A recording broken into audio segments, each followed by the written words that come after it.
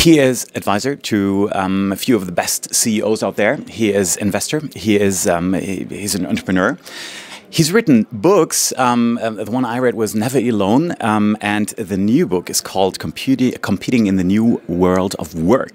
Keith Ferrazzi, welcome to Venture TV. Thank you. I'm excited about this. Good to have you here. Yeah, so right now your topic is teams and high-performing teams. So what makes a team perform? And for you out there, I know many of you are having startups and have to lead companies and have to lead teams.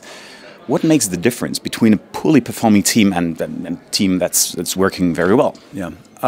So we have a diagnostic tool. We coach teams. We either invest in startup companies and then coach those teams, or we work with Fortune 50 as well as a very large number of unicorn CEOs and their teams. I would say the number one predictor of whether a team is going to be highly effective is the degree to which that team is transparent, candid, fully truthful. There's a question I ask in a diagnostic survey that I do. Can we challenge each other when it's risky to do so? Okay.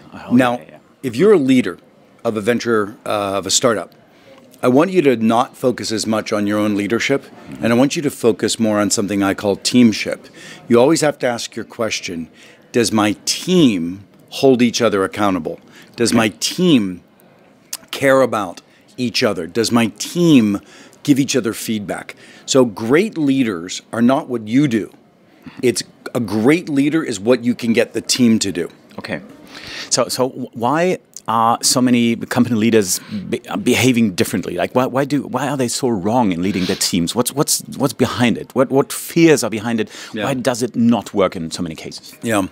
Well, I know for a fact, I just look at the question of candor, transparency, truth-telling. The average team on a scale of 0 to 5 is at a 2.4 in terms of its courage or candor. The average team is basically conflict avoidant. They're afraid to speak the truth. And your job as a leader is to create psychological safety. Psychological safety is the willingness of a group of individuals to not be afraid to speak the truth, because if somebody speaks the truth in a room, do you shut them down? If somebody speaks the truth in a room about a peer, do you pile on and make that peer feel that they're being criticized? The reality is that we need to look at feedback and criticism as a positive contribution to another person's success. A group of individuals need to have I call it a social contract. In fact, go to Harvard Business Review. And this August, I wrote a piece about creating a new social contract among teams. So go to Harvard Business Review and you can read this piece, which has a lot more of this. But you have to make sure that the team has a commitment to each other's success. A team is committed to not let each other fail. Once that's in the team's mind, then being critical is not cutting somebody down. Being critical is lifting somebody up. It's giving them more information so that they can be successful. And that's a shift that great leaders make. Do there have to be any rewards? Like, do you have to give some incentives or pay money, or like a team-based rewards, or is that just pure emotion, trust and emotion? Okay. We long as a species. We're humans. Humans are tribal. Yeah. We long to be a part of something connected, important, productive. And the problem today is there's very little of that collectivity around us. We don't have as much experience being a tight family. We don't have as much experience with church groups, etc. These are the things that used to be the fabric of society. And now society is much more dissipated. And so if you as a leader create that tribe, create that sense of bonded connectedness, create something that cares about each other, that is going to, I created a word, co-elevate. Okay. Co-elevate, to push each other higher. That will bond people too. That will attract the best talent. It's not just about what you pay. It's really about how you make people feel. Okay. Well, we're trying to find out why companies work, why they become successful, and very often it's about the leadership. And a big question that I want to critique. I say it's not just about the leadership. We say that all the time. It's about the teamship. True. I want to make sure, because too many leaders are what I call hub and spoke. You're at the center, and everybody else is into you, and you're running around and you're saying, here's a criticism, here's a celebration, and it's you doing the center. But if you get away from that and you say, we are going to be each other's feedback, we are going to be each other's energy lifters, now you free up 30% of your time. Okay.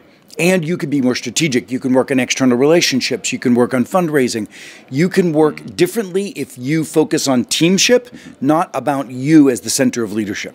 But somehow all the good atmosphere in teams starts with leaders making that possible. And well, we're trying to find out the reasons for success in startups. Like, why do startups become successful? And one question that I've carried with me for years was, how do you hire the right teams? Because I've seen startups and they said, well, we are successful because we are very strict to our employees. Like, they get exact, like military style. They get told what to do and there's no question about it. And because it's so hierarchical, it works because everyone knows what he or she has to do. And then other team leaders say, hey, well, that's not our style. We are so successful because we are a big family. Everyone's feeling happy and like nobody's above another one. So everyone's equal.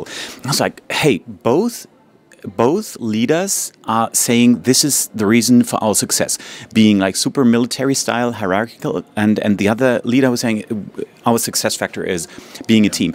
And isn't it? It finally, for me, it came down to totally contradictory. And for me, somehow it came down to maybe the secret behind it is being authentic. Like, when you are like a military style leader, maybe you should hire team members who work with that. Okay. Let's take a look at the two styles.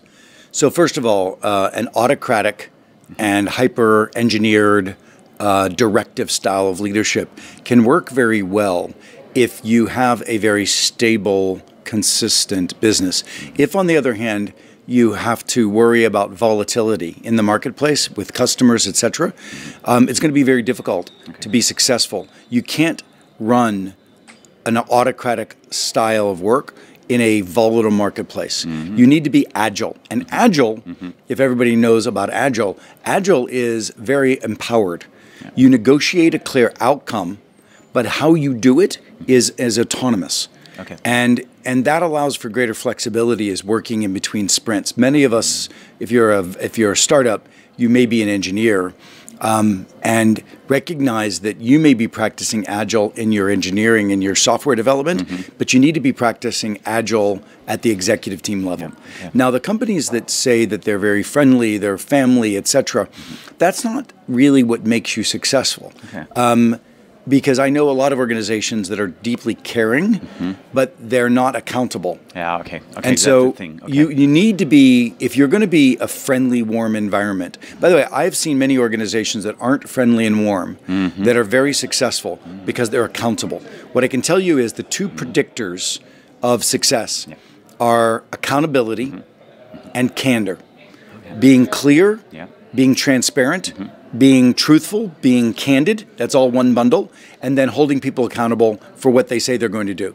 Now, you can either have you running around holding everybody accountable, which is difficult to do, or you can have the team holding each other accountable, which is also difficult to do because it requires the team to have courage with each other. That requires the team to have relationships. So if you have a relationship among the team is bonded, caring, and family, then you say, because we care about each other, we won't let each other fail. We'll hold each other accountable. We'll give each other feedback. That's the key to success, is accountability and candor. Now, agility is really critical. And I would say it's more difficult to be agile if, in fact, you're going to be hierarchical and controlling. What do you think about managing with numbers? Is that part of accountability? That's accountability. Okay, so that is, you're a fan of managing with numbers? 100%. Okay, good. Okay. And managing with numbers, not on the process, but on the outcomes. Okay. You will deliver this. I'm working with a very large company, very sophisticated company, and they have very poor accountability. And the CEO has never really had clear expectation, productivity management, etc. And we're putting that into place. Good. Very important. Cool.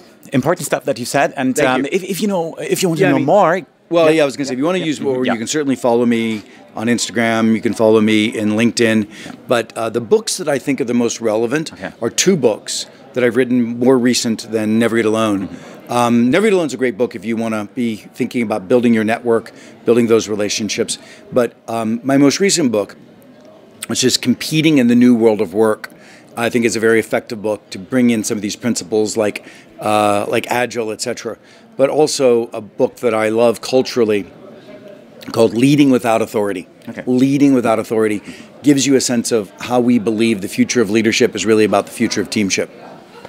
Sounds really cool. Yeah. Thanks for being here, Keith. My pleasure. It's good meeting you. Thank you. Goodbye. See you next time.